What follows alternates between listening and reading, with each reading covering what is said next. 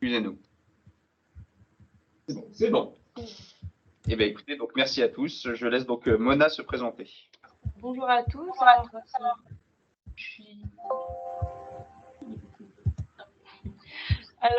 Mona Guitou, chargée de mission réseau de chaleur et de froid à l'association Amorce. Et sur l'enquête annuelle, je m'occupe de l'analyse économique des données qu'on récolte lors de cette enquête. Et moi, donc c'est Samuel Feld, je suis le responsable du pôle technique à la FEDEN et donc responsable de l'enquête et de son suivi sur du coup les 2 mois qui viennent. Et donc Hugo Belin, secrétaire général du SNCU, qui en charge donc de la collecte des données et de l'analyse des données techniques. Donc, ce qu'on vous propose aujourd'hui, c'est d'abord donc une introduction où nous venons de la faire. C'est peut-être vous présenter l'enquête annuelle des réseaux de chaleur et de froid, de vous présenter, je pense qu'il nous réunit tous ici, l'édition 2022, donc le calendrier, les différentes étapes à respecter. Puis après, on fera une série de focus sur les nouveautés de l'enquête 2022. Pour rappel, l'année dernière, il y avait eu les boucles d'eau tempérées, l'analyse de cycle de vie. Aujourd'hui, donc, nous aurons des nouveautés concernant l'électricité et les GOB en partie. Puis après, on pourra prendre effectivement certains temps de questions-réponses et on aura aussi un petit focus sur l'article 179. Juste pour une petite piqûre de rappel. Donc, pour ceux qui ne nous connaissent pas ou mal, le SNCU est donc le syndicat national de chauffage et de climatisation urbaine qui regroupe une 70 gestionnaires publics et privés de réseaux de chaleur et de froid. Et le SNCU, en fait, est membre de la FEDEN, donc qui est la Fédération des services énergie et environnement, qui regroupe 7 syndicats regroupés par métier. Tous ont un objectif commun, l'accélération de la transition énergétique. On représente environ 500 salariés et nous travaillons, on va dire, de concert avec Amorce. Et donc, Amorce est une association de collectivités qui est basée à Lyon, qui représente à ce jour plus de 1000 adhérents, donc 2 tiers de collectivités de toute taille et un tiers de partenaires. Et donc, Amorce accompagne ces collectivités sur différentes thématiques, donc déchets, énergie, réseau de chaleur et eau. Et donc, travaille sur une enquête historiquement et donc a conjointement fait cette enquête depuis 2005 avec du coup, comme on la connaît à l'heure actuelle. Donc, pour vous présenter un peu d'une manière générale l'enquête annuelle des réseaux de chaleur, donc EARCF, il s'agit d'une enquête qui a été lancée, qui est menée depuis 1984, qui est réalisée, et on va dire, qui commence à adopter sa forme finale en 2005, qui évolue tous les ans. C'est pour ça d'ailleurs que nous sommes rassemblés aujourd'hui ici. Donc, elle est gérée par le SDES, le service statistique de données et études du ministère de la Transition énergétique, donc qui est maître d'ouvrage, et il y a 2 maîtres d'œuvre, le SNCU sur le volet technique, Amorce sur le volet économique.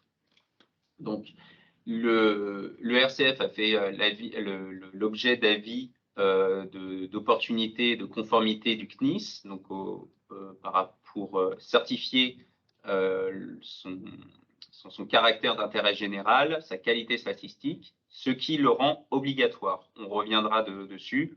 Tous les réseaux de chaleur qui répondent à la définition de l'enquête doivent répondre à l'enquête.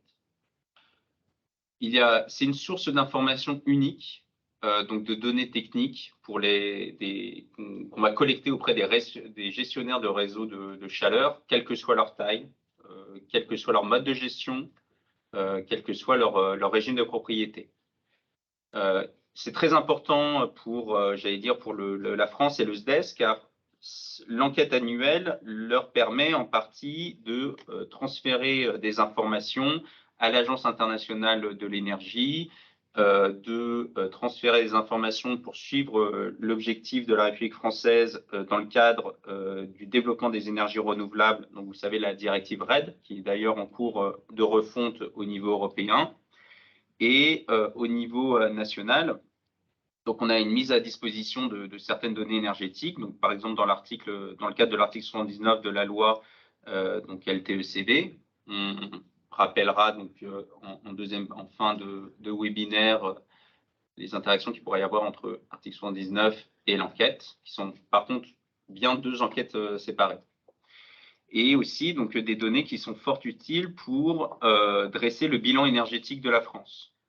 Donc là, je vous invite à aller consulter ce document sur le site du SDET, mais je pense qu'on le connaît tous ici, qui est vraiment très intéressant tous les ans, qui est édifiant. Et il y a aussi les données qui permettent de dresser des bilans régionaux, infrarégionaux, donc par exemple celui des SRADET, au niveau plus local. Donc, information très importante, les données recueillies auprès des gestionnaires sont couvertes par le secret statistique. Nous avons l'interdiction de les transférer, sauf votre accord, par exemple dans le cadre de la cartographie via SEVA. Merci. Nous avons interdiction de les transférer. Nous ne pouvons donner que des données agrégées donc qui permettraient de couvrir et de masquer vos données. Et il n'y a pas de données utilisées à des fins de contrôle. Vraiment, ça reste, on va dire, entre Amorce, SNCU, vous et le SDES. Il y a plusieurs livrables tous les ans qui sont édités, mis à jour. Les deux plus importants sont certainement le rapport final de l'enquête et le rapport donc, du SNCU, donc pour le côté technique, et le rapport de l'enquête Amorce. Je sais pas si Amorce, Mona, tu veux en toucher deux mots? Oui, du coup, le rapport final de l'enquête, donc du côté Amorce, c'est pour analyser les données économiques des réseaux que nous, on analyse. Donc, ce n'est pas les mêmes critères qu'on a par rapport au SNCU. On a le même panel de réseaux, mais il y en a certains qu'on enlève parce qu'il n'y a tout simplement pas de vente de chaleur.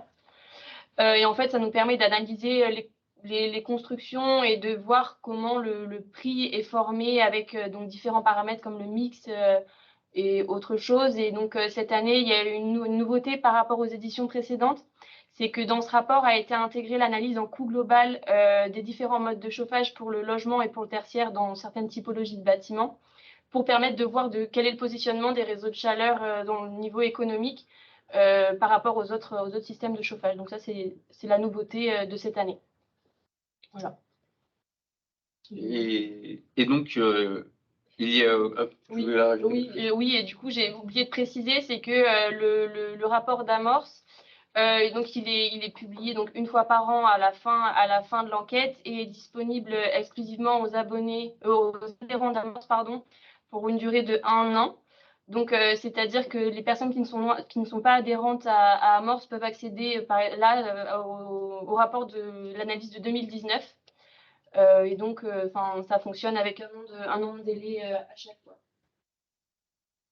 Et on pourrait aussi peut-être faire un petit zoom sur donc la cartographie via SEVA, qui est un outil vraiment très intéressant pour cibler et voir s'il y a un réseau de chaleur et de froid qui passe à côté de chez vous.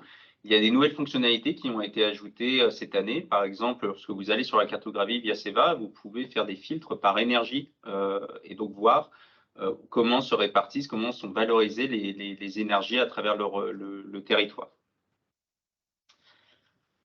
Donc, on vous propose maintenant de rentrer un peu plus dans la présentation de l'édition 2022. Donc, comme on le disait, qui doit remplir l'enquête? Tous les gestionnaires de réseaux publics et privés de chaleur, de froid et de boucles d'eau tempérée, qui était une nouveauté de l'année dernière.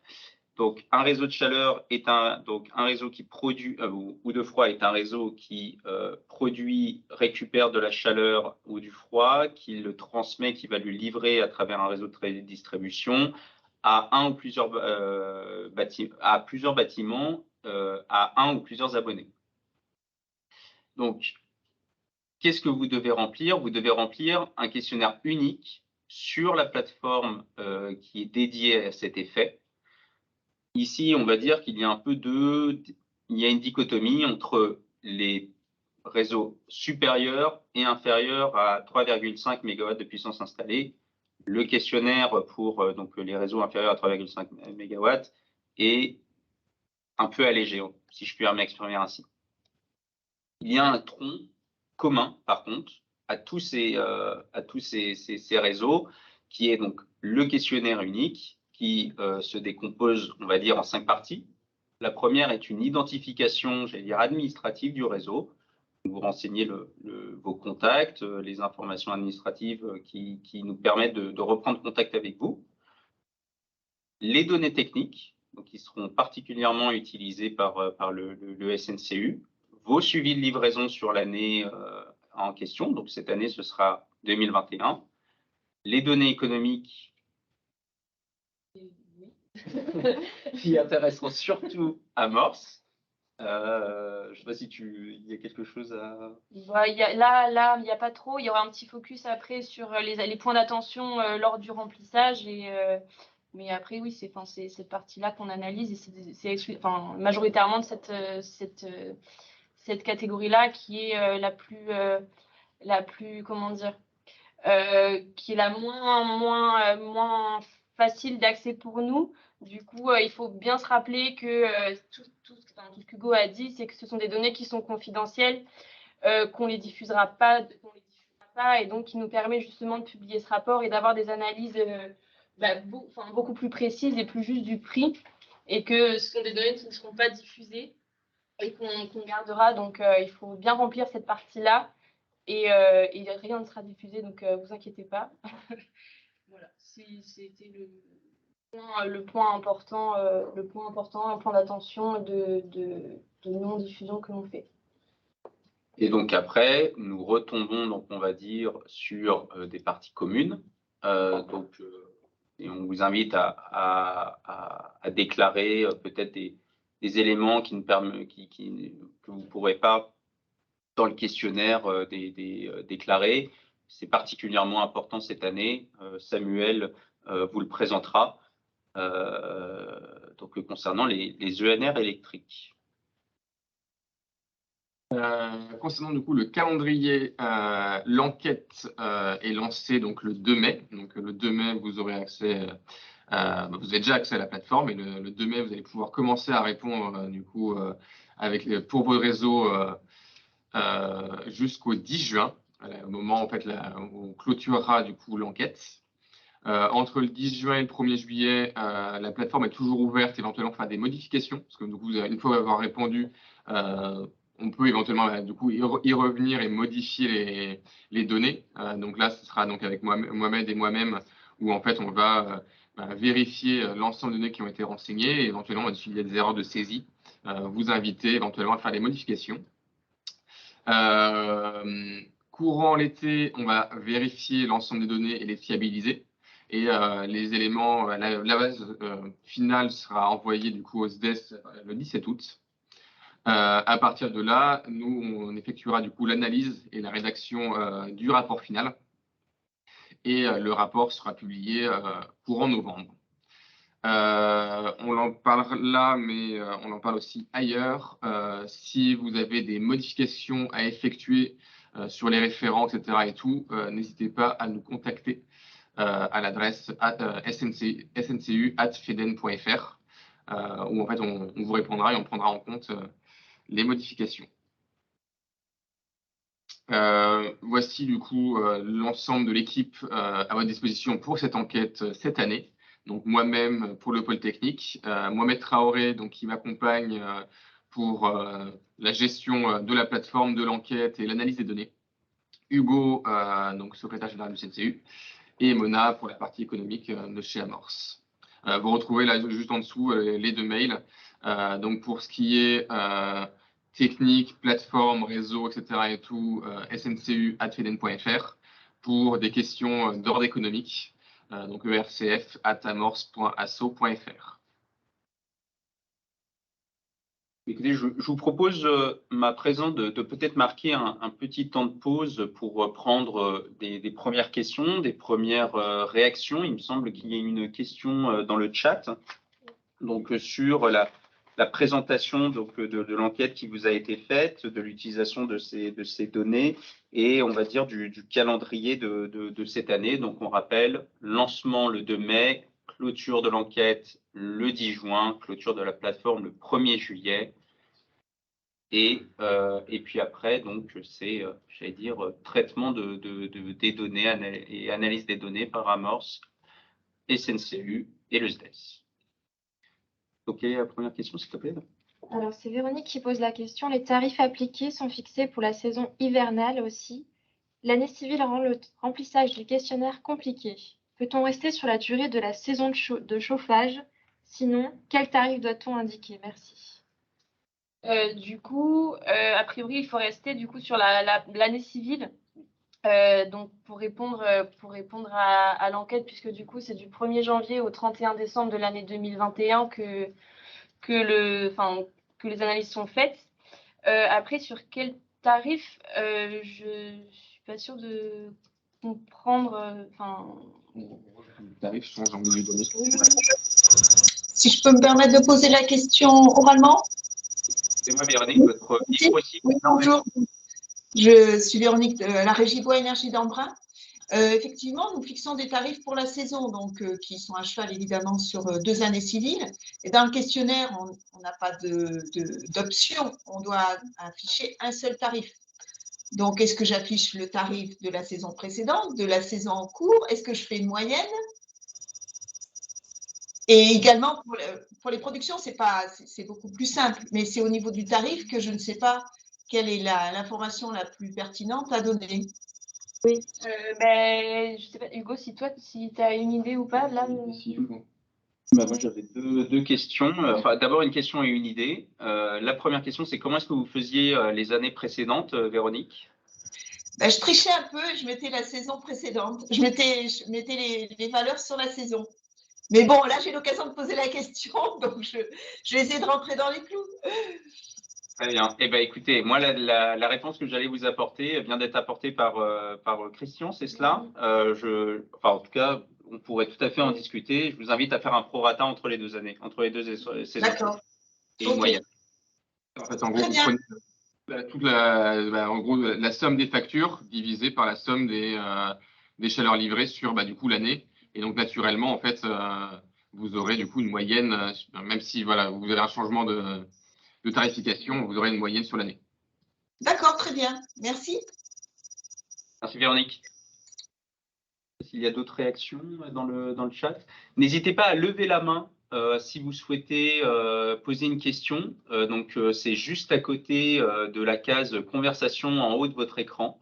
Si vous cliquez dessus, normalement, ah bah voilà. Merci beaucoup. Antoine. Non, je testais juste la main. Non, je rigole. Bonjour tout le monde. C'était juste pour apporter un complément. En effet, chez Clivespace, par exemple, sur le réseau 3 de Paris, on a même plusieurs tarifs. Donc, c'est impossible de répondre à la question par tarif. Donc, l'idée, c'est qu'on somme sur l'année civile les factures et on divise par les livraisons. Ça nous donne simplement un ratio moyenné, pondéré, qui va bien pour l'enquête. Voilà. Et pour ma part, ça me fait penser aussi également, l'enquête, il faut que le réseau de chaleur en fait, ait commencé à livrer de la chaleur à partir du 1er janvier 2021. S'il a commencé à livrer de la chaleur à partir du 1er février ou un autre moment dans l'année, dans ce cas-là, il répondra à l'enquête l'année suivante.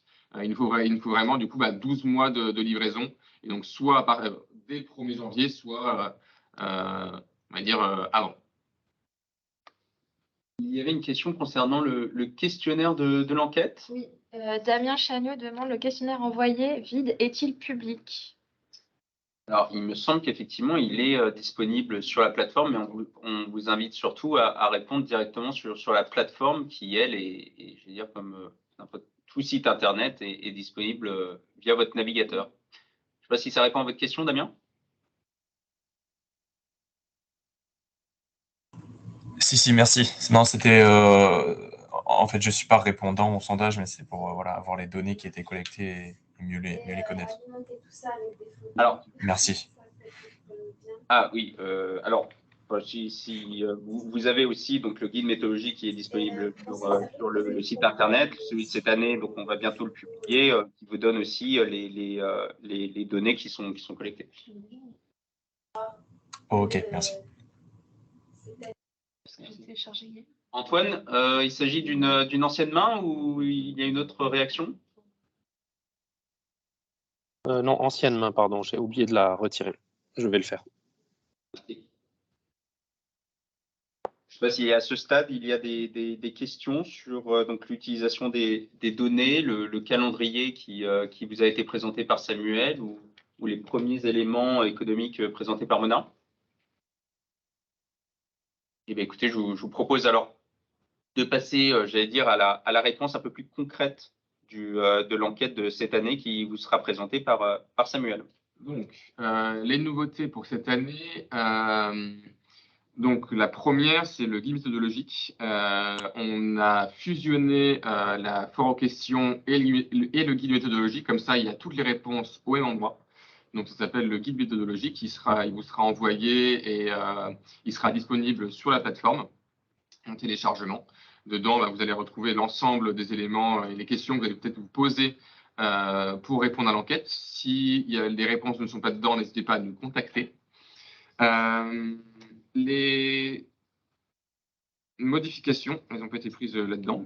Il y a 3 modifications cette année. La première, c'est pour les nouveaux entrants, les entrants ENR électriques qui vont pouvoir être valorisés. Ensuite, après, c'est la prise en compte des garanties d'origine biométhane dans les différents taux d'ENR et contenu CO2. Et enfin, les interconnexions entre 2 réseaux et le cas du coup d'un échange de chaleur à 100% ENR qui n'est pareil où en fait il va y avoir d'autres ENR. Au niveau du questionnaire, pas de nouveauté et il y a les fiches récapitulatives également, pas de nouveauté. Donc pour les entrants ENR électriques en approvisionnement direct, donc vous allez pouvoir les valoriser pour vos réseaux, donc sur la partie production. Donc dans le cas où la quantité entrante d'électricité a une part d'ENR, donc c'est une production d'ENR in situ ou un approvisionnement direct, donc hors garantie d'origine. Donc c'est-à-dire qu'il y a un lien direct entre la production et votre usage. Ça ne passe pas par le réseau Enedis ou RTE. Dans ce cas-là, donc l'entrant en question, il y a une part d'ENR plus une part de non-ENR. Pour les chaudières électriques, parce que du coup, vous allez pouvoir les valoriser que sur 2 types d'installations. Donc, pour les chaudières électriques, la chaleur produite est égale, chaleur produite liée aux ENR, et donc c'est égal donc la chaleur produite totale multipliée par le ratio entre l'entrant ENR et l'entrant total, donc vraiment le ratio d'énergie renouvelable. Et pour les pompes à chaleur, pour le facteur saisonnier, s'il y a un facteur saisonnier supérieur à 2,63, donc c'est-à-dire qu'elles sont plus efficaces, dans ce cas-là, la production de chaleur en énergie renouvelable est égale à la production de chaleur totale, à laquelle on va retrancher la production de chaleur non ENR et l'entrant non ENR et on va additionner l'entrant ENR. Pour un facteur saisonnier inférieur à 2,63, dans ce cas-là, c'est comme pour la chaudière électrique, c'est la chaleur produite multipliée par le ratio entre l'ENR et l'entrant total. La part d'entrant ENR électrique est à renseigner en commentaire, donc n'hésitez pas à le faire si vous avez besoin. Le calcul sera réalisé manuellement et intégré à l'arrêté DPE. Pour les garanties d'origine biométhane, dans le cas où la quantité entrante de gaz naturel bénéficie d'une garantie d'origine biométhane, donc uniquement s'il y a une date d'applicabilité valable et un périmètre d'origine France. Dans ce cas-là, l'entrant gaz au total est égal à l'entrant GOB plus l'entrant gaz naturel. Et donc, il faut les déclarer à 2 endroits différents. À l'entrant 6 pour la partie gaz naturel, donc toujours la question 17, et à l'entrant 10 en tant qu'autre combustible pour la partie entrant garantie d'origine biométhane. Et bien spécifié, dans tous les cas, c'est dans la case donc, autre combustible. Et là, vous aurez le choix, vous aurez une liste déroulante pour savoir définir quel entrant c'est. Et donc, choisissez bien garantie d'origine biométhane. Il y a des règles à respecter pour pouvoir les valoriser. La garantie d'origine biométhane ne peut être fléchée que si l'installation dispose de compteurs appropriés, donc entrant et production de chaleur. L'ensemble des chaudières au gaz naturel ayant des rendements inférieurs à ceux des installations de cogénération doit être saturé de garantie d'origine biométhane avant de pouvoir flécher les reliquats des GOB vers la chaleur cogénérée. D'abord, on fait sur les chaudières, etc. et tout, et ensuite, après, on pourra la mettre sur la chaleur cogénérée. Et pour la cogénération, le rendement réel sera appliqué au GOB fléché vers la cogé de chaleur. L'utilisation de ces GOB va avoir un impact, c'est que vous allez avoir deux taux d'ENR. Un taux d'ENR fiscal qui reconnaît les GOB comme une ENR et le taux d'ENR réglementaire qui assimile les GOB à l'entrant en gaz naturel. Donc, c'est le taux d'ENR réglementaire, c'est celui qui est utilisé pour l'arrêté des PE. Et il y a également deux contenus CO2. Le contenu CO2 en émission directe de l'RT 2012 qui considère les GOB comme avec un facteur d'émission nul et le contenu CO2 en émission ACV, donc pour la RE2020. Et donc là, les GOB sont considérés comme un facteur d'émission du gaz naturel. Et la dernière évolution, c'est pour le traitement fiscal des connexions à notre réseau. Donc là, deux cas sont à distinguer. Le premier, c'est quand on a une connexion physique donc avec un réseau Delta qui vend sa chaleur à taux d'ENR réel. Donc dans ce cas, en fait, c'est directement la chaleur ENR était directement liée du coup à la chaleur au taux d'ENR du coup du réseau donneur. Là, il va y avoir éventuellement deux taux d'ENR si le réseau Delta qui vend sa chaleur utilise des GOB, donc c'est ce qu'on vient de voir juste précédemment. Donc il y a un taux d'ENR fiscal, un taux d'ENR réglementaire. Et dans le cas où le réseau Delta vend sa chaleur à un taux d'ENR à 100%, donc c'est comme si du coup, artificiellement, on dit je vends 100% de la chaleur en tant qu'énergie renouvelable à 100%. Dans ce cas-là, la chaleur vendue au réseau acheteur est donc 100% d'ENR. Il y a une particularité, c'est que nécessairement, le réseau qui vend va se voir défalquer la chaleur vendue à 100% d'ENR, lui, de son taux d'ENR. Donc, c'est-à-dire son taux d'ENR va naturellement diminuer. Il ne pourra pas, par contre, descendre en dessous des 50% de taux d'ENR. Si c'est le cas, il va y avoir il y a un problème et donc, du coup, il faudra revenir vers nous. Et là également, deux taux d'ENR seront calculés. Le fiscal qui considère les échanges à 100% d'ENR, qui ne considère pas du coup les échanges à 100% d'ENR, et le taux d'ENR réglementaire qui lui les considère et donc permettra d'avoir un taux d'ENR sur l'arrêté des PE un peu supérieur. Les trois nouveautés de cette année donc, vous ont été présentées par Samuel. D'ailleurs, merci beaucoup Samuel. Donc, pour rappel, les trois nouveautés de l'enquête 2022 sont la valorisation des entrants électriques ENR avec un raccordement direct, hors garantie d'origine, l'harmonisation de la déclaration et des traitements des garanties d'origine biométhane donc qui vous a été détaillé avec une règle et des conditions très précises à respecter pour pouvoir flécher vos garanties d'origine biométhane dans vos installations de production, et le traitement fiscal des échanges 100% ENR entre deux réseaux interconnectés. Je vous propose maintenant d'avoir peut-être un deuxième temps d'échange, un deuxième temps de questions-réponses. Et puis après, on pourra passer donc aux évolutions de la plateforme et aux points d'attention lorsque vous allez répondre au questionnaire sur la plateforme qui sera ouverte donc le 2 mai. Oui, on a eu une première question de Madame Néral de Puy-Busque, Raphaël, de Fraîcheur de Paris. Bonjour, est-ce que l'électricité HVE produite par PPA rentre en compte? Alors, les PPA n'ont pas été clairement tranchés par la DGEC. Donc vraiment, je vous invite à limiter vos déclarations d'ENR et R électrique à l'ENR électrique in situ et vraiment avec un raccordement direct. Ça veut dire, on va dire, pour prendre un exemple, on va dire le panneau photovoltaïque qui est dans le champ voisin et qui est directement raccordé à votre chaudière électrique ou à votre TFP ou votre installation. Donc, il s'agit à peu près de la même règle que le biogaz. On ne prend en compte le biogaz comme une ENR seulement si vous avez une injection directe dans l'installation, dans le réseau. Si vous passez par des GOB ou autres process, donc GOB, c'est certain, garantie d'origine, on ne les prend pas en compte. Autres process, je vous invite à ne pas le faire. Oui, il y a la présentation. Je vous demande pardon, souci technique. Antoine. Oui, justement, petite question. On parle uniquement des réseaux de chaleur ou les réseaux de froid aussi sont concernés par cette partie sur l'électricité? Bah, écoute, il me semble que les réseaux de froid pourraient être aussi concernés par cette nouveauté, mais cette année, comme tu le sais, l'acte délégué en fait n'est pas encore, je vais utiliser un gros mot, c'est faux techniquement, transposé, adapté au niveau français.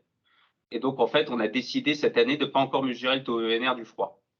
Donc pour répondre à cette question, on va attendre l'année prochaine que l'article 3.6 de l'acte délégué soit finalisé au niveau national. Oui. Et après, on pourra se poser cette question sur l'extension du froid, des réseaux de froid et de la partie froid des boucles d'eau tempérées. Ok. Bon, on répondra en conséquence, mais voilà, du coup, il y a, je dirais, l'enjeu, c'est pas cette année. Il n'y a pas d'enjeu cette année sur la partie froid. Pas d'enjeu cette année. Ok, parfait, merci. Ah. Je ne sais pas s'il y avait d'autres réactions.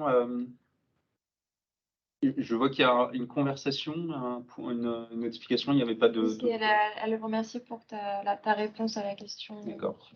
Et oui, donc Raphaël, Antoine, on pourra en discuter cette année, approfondir nos conversations avec la DGEC dans le cadre du GT Froid. Je ne sais pas si donc il y avait d'autres questions sur les nouveautés, le calendrier, les modalités, donc on en discutera après. Et bien écoutez, dans ce cas-là, je vous propose de passer aux modalités. Je ne sais pas si Samuel, tu veux présenter ou que je me lance et tu… Donc, là, on va vous présenter donc, la plateforme. Et donc, pour ceux qui la découvrent, d'avoir un premier aperçu de comment ça se passe. Donc, la première impression d'écran que vous voyez en haut à gauche, donc c'est l'écran de connexion. Donc, une fois connecté, vous avez accès à ça. Et si vous voyez la petite flèche, donc là, il y a un petit carré bleu. Quand vous serez sur votre ordinateur, ce sera un peu plus grand. C'est marqué remplir du coup le questionnaire en ligne. Donc là, l'idée, c'est de vous faciliter du coup et pas forcément avoir un questionnaire papier à renseigner. Là, du coup, vous allez être guidé pour pouvoir y répondre. Donc, ouais, une fois connecté, vous allez voir du coup la page d'accueil de l'espace privé. Vous allez avoir le nouveau guide méthodologique en téléchargement, des éléments de contact et des informations. Slide suivant. Donc voilà, une fois connecté et donc que l'enquête est lancée, vous allez donc pouvoir remplir les questionnaires pour vos réseaux. Ou plusieurs. Et donc là, ce que vous voyez sur la partie gauche de votre écran, donc c'est le dashboard de l'enquête vous concernant. Là, donc on voit une progression globale de 100%. Donc c'est parce qu'il y avait un réseau à renseigner et le réseau a répondu. Et donc voilà, vous allez pouvoir donc répondre là-dedans. En dessous, on voit donc une case orange où c'est renseigner remplir. Donc là, c'est que vous allez vous-même remplir le questionnaire pour ce réseau-là. Donc, c'est à faire pour chacun de vos réseaux. Et éventuellement, vous allez pouvoir déléguer la réponse à quelqu'un de votre organisation. Donc, en cliquant sur la case bleue, vous allez pouvoir déléguer cette réponse-là. Et donc, c'est sur l'écran de droite que vous allez voir apparaître. Et vous allez donc indiquer le mail de votre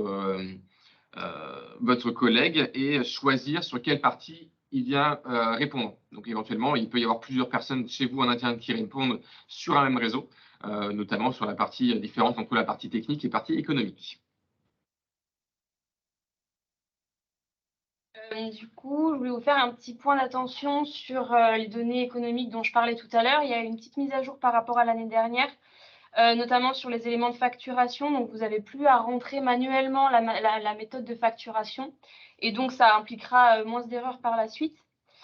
Donc ça, c'est le premier point. Vous avez juste à le sélectionner. Même chose pour le taux de TVA. Donc, les taux de TVA appliqués sont déjà inscrits dans la plateforme. Vous avez à sélectionner, sauf si c'est un cas particulier. Donc, vous précisez autre. Et si vous pouvez préciser aussi dans les commentaires, parce que donc pour tout taux de TVA qui n'est pas courant, donc qui ne sont pas précisés, vous serez systématiquement recontacté par moi. Donc, c'est pour vous éviter des relances inutiles pour éviter les dérangements. Et donc, le point d'attention suivant, donc c'est sur la répartition des recettes. Si vous avez une répartition également qui est anormale, par rapport à ce qu'on retrouve d'habitude, précisez-le également pour éviter d'être relancé. Et un point d'attention particulier, c'est que dans cette partie, il y a donc on demande à un moment, donc sur la partie gauche, pour tout ce qui est TVA, on demande des prix en euros, alors que pour les recettes, on demande un prix en kilo-euros. Donc faites attention au remplissage pour éviter justement aussi d'être relancé pour avoir des prix qui sont très curieux. Il y a un facteur 1000 du coup entre ce que vous pouvez recevoir et ce que vous rentrez. Donc c'est les points d'attention pour nous et aussi pour vous, pour éviter d'être relancé pendant l'été et devoir nous redonner vos résultats. Ensuite, une fois, donc, là, ce que vous voyez à gauche, donc le formulaire en ligne, vous allez donc être amené à répondre du coup à l'enquête. On voit du coup un défilement entre le point 1, 2, 3, 4 et 5. En sachant que du coup 4, par exemple, c'est la partie économique. Une fois ça fait, vous allez arriver sur une page de vérification sur laquelle, alors si vous avez répondu à l'enquête l'édition précédente, si c'est un nouveau réseau, ce sera vide. Mais voilà, du coup, sur la partie gauche du coup de cet encadré-là, vous allez retrouver donc votre déclaration de cette année. Et sur la partie de droite, les résultats de l'édition précédente. Ce qui va permettre éventuellement de vérifier qu'il n'y ait pas d'erreur de saisie, que comme on ça a été dit, éventuellement un facteur 1000 qui peut se balader, etc. et tout. N'hésitez pas donc à vérifier vos données et donc éventuellement vous allez pouvoir revenir en arrière et corriger les différentes erreurs. Une fois la vérification faite, vous allez arriver donc sur la partie validation. C'est pas donc c'est faut pas s'arrêter à la partie vérification. Il va falloir donc télécharger avec du coup l'encart bleu votre déclaration, l'imprimer, la signer, la dater et la tamponner, et la scanner et la remettre sur l'enquête, sur la plateforme, donc avec l'encart orange. Et à partir de ce moment-là, et uniquement à partir de ce moment-là, vous aurez répondu à l'enquête. Si vous vous arrêtez à la partie vérification, vous n'aurez pas répondu à l'enquête et donc vos données ne seront pas publiées dans l'arrêté DPE, etc. Dernier point, donc l'annuaire Viaceva donc est mis à jour tous les ans à partir des données anonymisées qu'on transmet donc à Viaceva. Donc on l'a évoqué, il s'agit de la cartographie Viaceva. Si vous souhaitez que vos données ou si vous acceptez que les informations soient mises à jour dans la cartographie Viaceva, donc vous n'avez besoin de rien toucher et donc juste de valider donc en bas à droite votre questionnaire après avoir suivi la démarche que vous a détaillée Samuel. Et donc une fois cela fait, et que nous validons, nous voyons durant l'été qu'il n'y a pas d'erreur dans vos saisies, qu'on va dire qu'elles sont cohérentes, on considérera donc que l'enquête est validée pour votre réseau ou vos réseaux. Donc, je vous propose maintenant d'avoir peut-être un dernier temps d'échange de questions-réponses, enfin un avant-dernier, parce qu'après il y aura le petit zoom sur l'article 179. Donc, sur les nouveautés de l'enquête, les points d'attention techniques et économiques lorsque vous remplissez l'enquête. Et donc, vraiment faire attention à cette procédure d'impression de la fiche, de vérification, de signature et de chargement après de la fiche sur la plateforme pour nous la renvoyer. Et je ne sais pas s'il y a eu des questions dans le chat. Afin d'anticiper, nous aurons en 2022 une PAC qui fournit du froid dans un réseau de froid et du chaud sur un réseau de chaleur simultanément. Avez-vous déjà intégré ce cas de figure?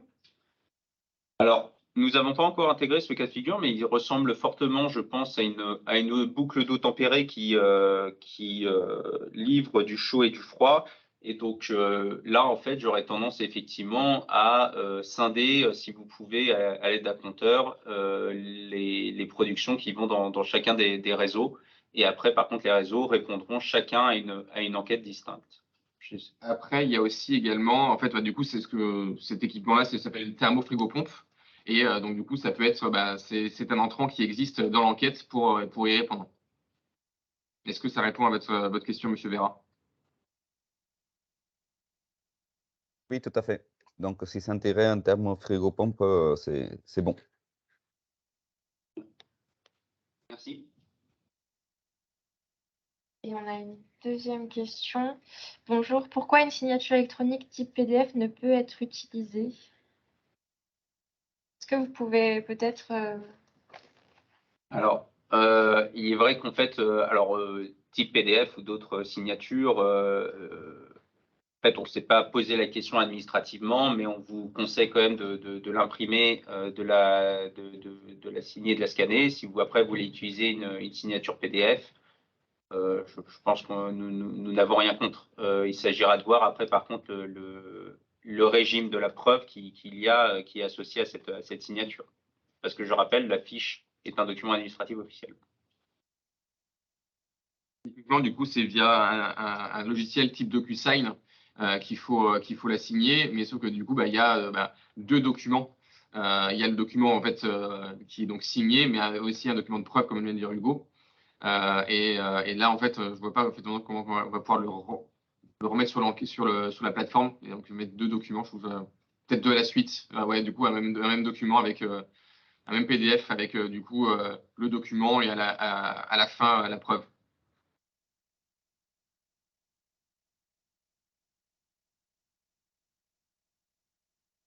Il y avait d'autres questions. Je ne sais pas si nous avons correctement, si nos éléments vous ont éclairé.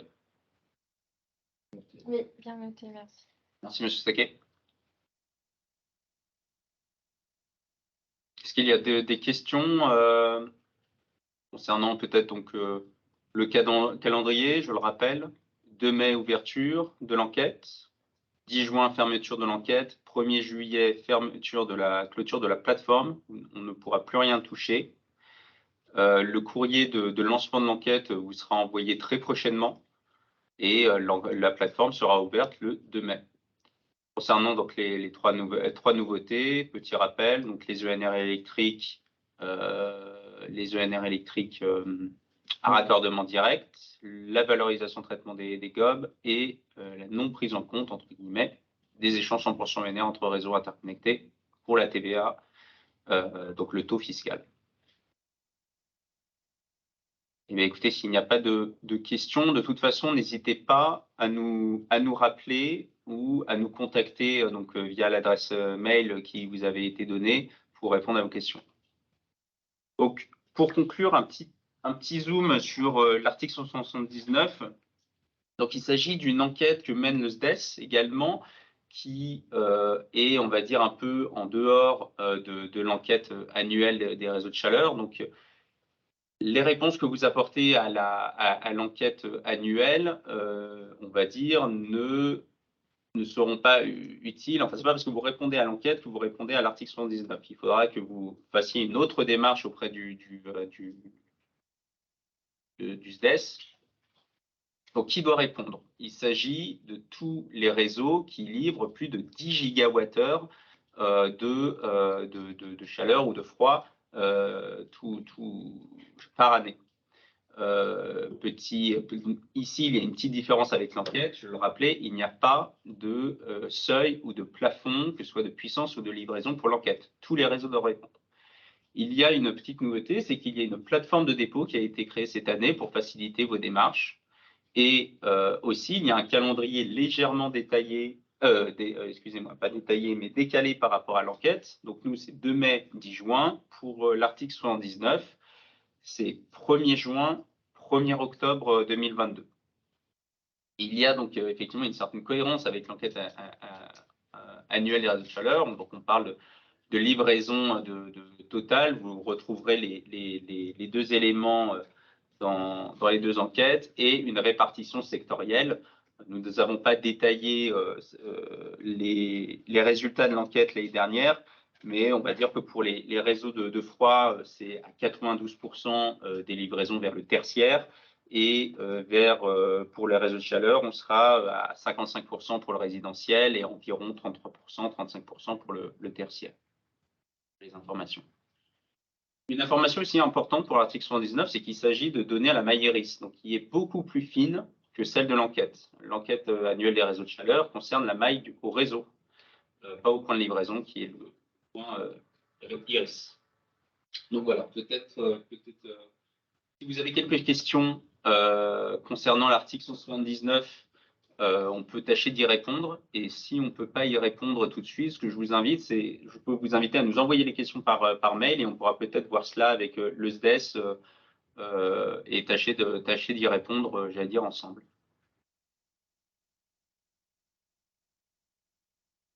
Et bien, écoutez, s'il n'y a pas de questions ou de remarques, pardon. Donc, on vous propose de conclure ce webinaire de lancement de l'enquête. On vous remercie d'y avoir assisté. On vous remercie pour vos questions et vos remarques. Je laisse peut-être donc le mot de la fin à Mona et Samuel. Merci. et voilà, pas grand-chose à dire de plus qui a déjà été dit. Donc Samuel, si tu veux encore conclure. Oui. Donc ouais, comme ce qui est indiqué en bas, vous avez donc les 2 mails pour nous contacter.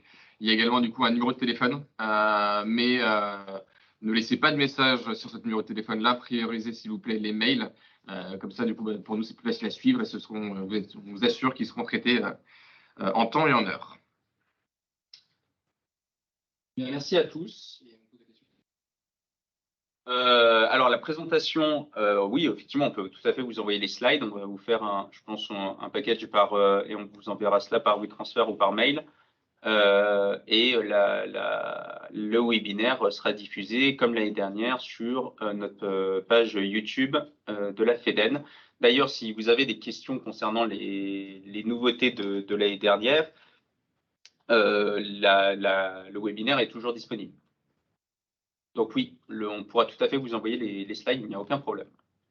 Et vous retrouvez le lien de cette présentation qu'on vient de vous faire sur ce webinaire directement du coup sur la plateforme. Donc, ce sera bientôt mis à jour. Donc, vous allez du coup avoir accès à ça. Vous n'aurez pas besoin de nous chercher sur YouTube. S'il n'y a pas d'autres questions, il ne me reste plus qu'à vous souhaiter un bon week-end et de vous dire à bientôt pour le lancement de l'enquête. Au revoir, merci. Au revoir.